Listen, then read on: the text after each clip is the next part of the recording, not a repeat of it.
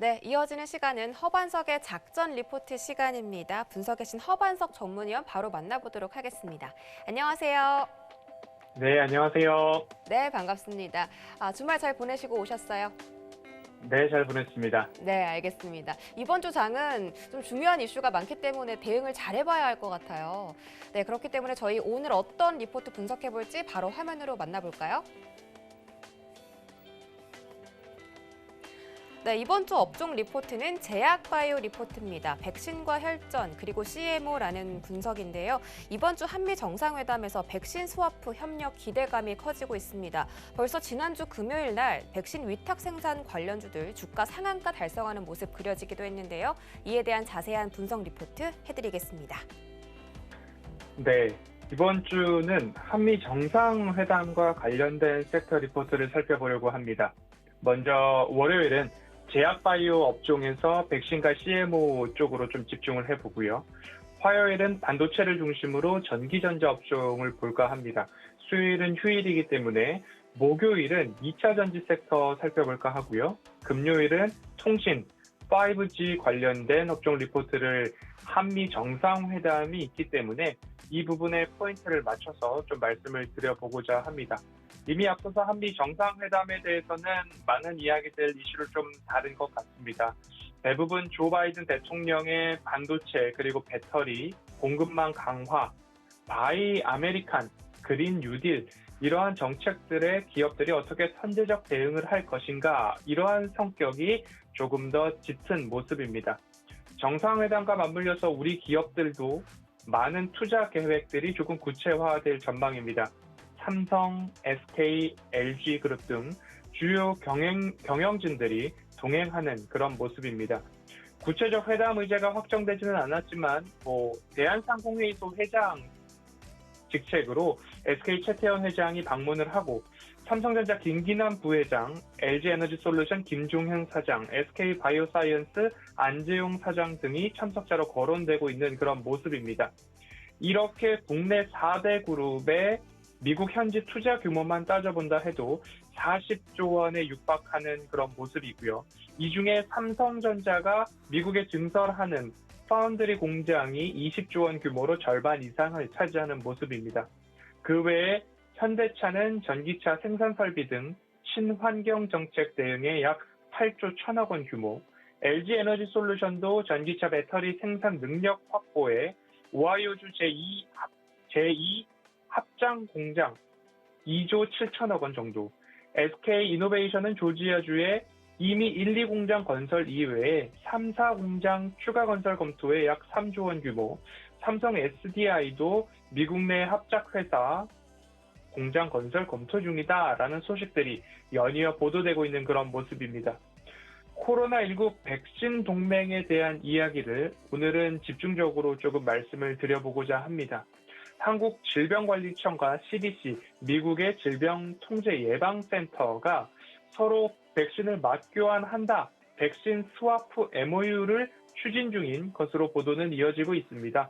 이 가능성이 한미 정상회담을 앞두고 조금 더 높아지고 있는 모습인데요. MOU 체결 시에 미국에서 여유롭게 남아있는 화이자나 모더나 백신이 국내로 들어올 것으로 전망이 되고 있습니다. 삼성 바이오로직스 등 국내 기업들은 백신 위탁 생산 또는 원천 기술 이전까지에 대한 기대감이 조금 높아지고 있는데요. 백신 공급 시기를 앞당기는 방안, 회담 의제에 포함될 것으로 여겨지고 있고요. 우리나라에서도 굉장히 강하게 원하고 있는 그런 바인 것 같습니다. 백신 스와프 최초에는 미 정부에서는 조금 부정적인 입장이었으나 이미 한 달여 전부터 백신 스와프에 대한 이야기가 언론에 나왔다는 것은 의제의 이 부분을 올려놓기 위한 그러한 물밑 작업 속에서 보도가 좀 나왔다라고 좀 보여질 수 있을 것 같습니다. 지난 11일 해리스 부통령 같은 경우에는 한국 백신 지원 순위에 놓고 논의할 것이다라는 의견이 나왔던 것처럼 MOU 체결 가능성 한층 높아질 것으로 보여지고 있습니다. 관련해서 오늘 리포트를 키움증권에서 4월 26일 발간된 리포트와 그리고 메리츠증권의 리포트 두 가지를 가지고 나왔는데요. 백신 혈전에 대한 이야기가 조금 이슈화되고 있었던 때였습니다. 국내 접종 중인 백신들에 있어서 잇따라 혈전 부작용이 나타나고 있었는데 아스트라제네카 그리고 존슨앤존슨 그리고 스푸트니크 V라고 불리는 러시아 백신 같은 경우에는 현재 아데노바이럴 벡터 플랫폼 방식이다라는 부분인데요. 백신의 방식에 따라서 좀 분류를 해보면 아스트라제네카, 얀센, 아데노바이러스 방식이고요. 화이자나 모더나 같은 경우에는 mRNA라고 불리는 핵산 방식이다라고 분류를 해볼 수 있고요. 시노백, 중국 백신은 불활성화 바이러스 방식이다. 그리고 노바백스는 제조합 단백질 방식이다라고 좀 분류를 해볼 수 있을 텐데요. 이 아데노바이러스 방식을 택한 백신들에서 이렇게 혈전에 대한 부분들이 좀 문제가 되고 있던 그런 모습이었습니다. 하지만 러시아 백신도 대안이다라고 이야기가 나오고 있던 때였지만 마찬가지로 아데노바이러스 방식을 택하고 있기 때문에 같은 방식을 사용하는 백신 안에서는 안전성에 대한 부분들이 조금 더 이목을 끌고 있는 그런 모습입니다. 국내 백신 관련한 문제들에 이어서 이제는 CMO 기업들에 집중을 해볼 수 있는 시기가 점차 가까워졌다라고 좀 보여집니다. 노바백스 스탠리워크 CEO가 지난 4월 27일 국내를 방문해서 대통령을 만났습니다. 그리고 기존 전통 백신과 같은 단백질 제조합 방식으로 제조되는 그런 노바백스 백신인데요. 세포 배양으로 쉽게 만들 수 있고 영상 2 내지 8도에서 보관이 가능해서 보관과 유통이 용이하다라는 장점이 있습니다. 화이자와 모더나는 RNA를 감싼 지방 입자에서 알러지를 조금 유발한다라는 보고 사례가 있지만 노바백신은 이를 사용하지 않고 있는 단백질 제조합 방식의 백신이기 때문에 긍정적으로 평가받고 있는 모습입니다. 이 노바백스 백신은 SK 바이오사이언스에서 CMO를 담당하고 국내 공장에서 전량 위탁 생산될 예정이다라는 부분에 있어서 오히려 기대감이 조금 더 높아지고 있는 그런 모습입니다. 또한 삼성 바이오로직스 이야기를 하지 않을 수 없을 것 같습니다. 메르스증권에서 5월 12일 발간된 리포트인데요. 12일 수요일부터 삼성 바이오로직스가 화이자 백신을 생산하느냐 이런 이야기들이 쏟아져 나오기 시작했습니다. 정부 또한 국내의 업체에서 코로나19 대량 생산 계획 8월부터다라는 이러한 이야기들이 나오면서 시장에서는 조금 더 강하게 이슈가 나왔던 모습입니다. 지난 12일 화이자 백신에 대한 부분들이 나오자 삼성 바이오로직스에서는 사실이 아니다라는 해명 공시를 했고요. 그리고 14일 모더나 백신 위탁 생산에 대해서는 확정된 바 없어 확인이 불가능하다라는 해명 공시를 했습니다. 사실이 아니다라는 어구와 확정된 바 없어 확인이 불가능하다라는 이러한 해명, 그리고 이렇게 서로 비밀 유지 계약에 대한 부분들, 정부 부처 관계자들까지 나와서 한 부분에 있어서는 조금 뉘앙스가 사뭇 다르다라는 부분으로 공시를 잃게 되고 시장에서는 기대감이 좀 더 높아지고 있는 그런 모습인 것 같습니다.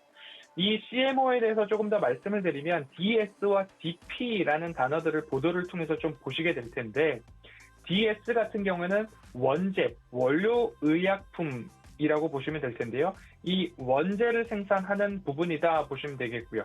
DP 같은 경우는 완재, 완료의약품 생산한다 보시면 되겠는데 이 완재의약품 공정이라는 것은 원액을 전달받아서 용기에 충진하고 포장하는 그런 부분으로 보시면 좋겠습니다. DS, 원재 생산보다는 DP, 완재 생산이 조금은 영업이익률이 낮다라고 좀 보여지고 있지만 처음 국내에서 제조되는 부분인 만큼 높은 이익에 대한 기대감들이 좀 있습니다. 삼성 바이오로직스는 이 DP, 완재 생산 쪽으로 조금 더 기대가 쏠리고 있는 모습인데요. 모더나의 mRNA 백신이 약 4천만 도즈 국내에서 DP 한다라고 완제의약품 생산을 삼성 바이오로직스에서 한다라고 봤을 때는 도즈당 약 1불 정도의 매출과 이익이 작성될 수 있다라고 보여진다면 1불로 따지면 매출이 약 450억 원 정도, 이불로 따지면 900억 원 정도 수준인데요. 기대감들은 여러 보도에 의해서 여전히 주가에 좀 반영된 모습입니다. 매출의 5% 이상일 경우 단일 공급, 판매, 계약 체결 공시를 해야 되기 때문에 582억 원 이상의 계약이 체결될 경우 삼성 바이오로직스 같은 경우에는 공시가 나올 것으로 좀 보여지고 있습니다. 그래서 CMO 기업 같은 경우는 삼성 바이오로직스에 대한 부분들이 조금 보여지고요. SK 바이오사이언스도 노바백스 백신 관련된 부분이고요. 녹십자 같은 경우에도 원재 생산 뒤에 완제 생산을 할 수 있는 그런 부분들이 모두 다 점쳐지고 있고 보도가 되어지고 있기 때문에 이 세 기업에 대해서 조금 집중해 볼 필요가 있다라고 말씀을 드리고 싶고요. 한창 이슈몰이가 굉장히 진행 중인 뜨거운 감자입니다. 한미 정상회담을 통해서 어떤 결과로 이어질지 관심도 고조되고 있는 상황이고요.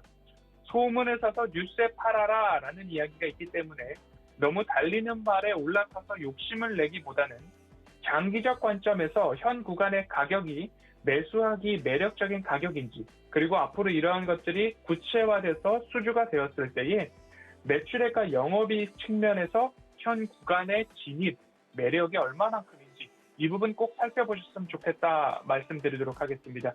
오늘은 한미 정상회담 기획 중에서 제약 바이오 업종 리포트 살펴보았습니다.